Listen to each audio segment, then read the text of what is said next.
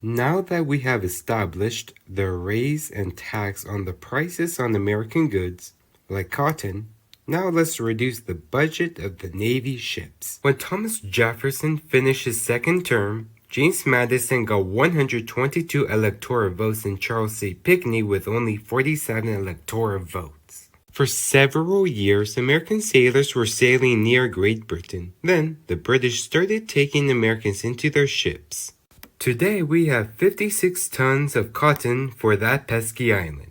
What a buck we're going to have.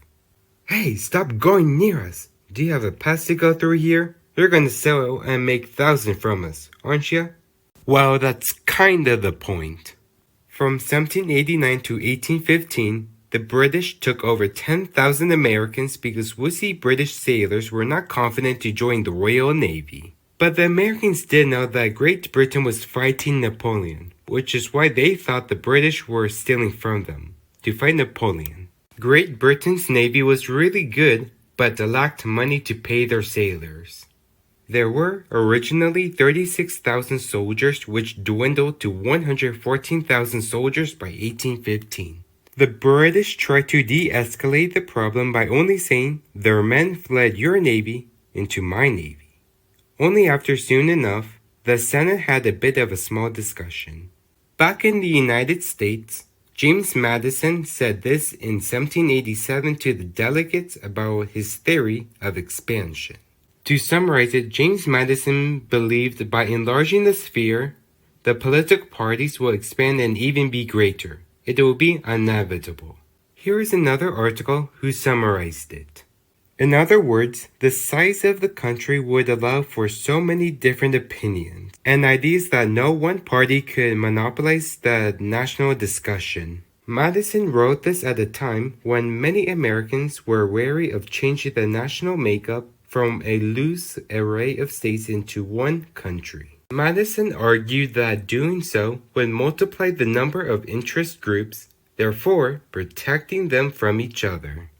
Hey Ben, look, we got luxurious land west of the Appalachian Mountains. What great fortune we have. But seriously, we need to colonize and go west, which will definitely not go out of hand and cause a war 30 years down the road. Ohio, you have a lot of people. It is a new decade, passing the Enabling Act of 1802. Now, Ohio, you are officially a state. Sorry, Harrison. Hey, Monroe, I was thinking of purchasing New Orleans and Western Florida to make more money. How about you try offering Napoleon $22 million? Today, I and Robert R. Livingston are going to settle on $22 million of West Florida and New Orleans.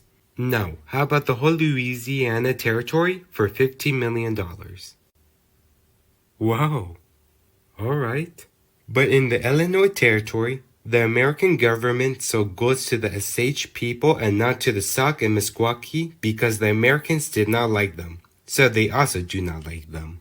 In August 1804, Sauk hunters killed 4 American settlers, but the chief was scared to tell the Americans, fearing them facing back. But Americans tried to make them say sorry, but to no avail. So the Sauk sent 5 chiefs to St. Louis and the Americans proposed $1,000 and we will still keep killing you on the treaty. And they signed the treaty to end it immediately as possible. Just kidding, they sided with the British even though the future president, William Henry Harrison, did absolutely nothing. Then in 1805, the Michigan Territory was established with no clear boundaries, which pissed off the British Canadians. James Madison in 1810 passed Macon's Bill No. 2. The law lifted all embargoes with Britain and France for 3 months. It stated that if either belligerent ceased disrupting American shipping, the United States would embargo the other, unless the other country also agreed to cease disrupting American shipping. But Napoleon was smart about it. He rejected and proposed things that James Madison had to agree on. James Madison suspected that Napoleon was causing mishaps. Then the British threatened force against the United States in response. Napoleon just had achieved his goal by letting the United States and Great Britain being more bitter towards each other.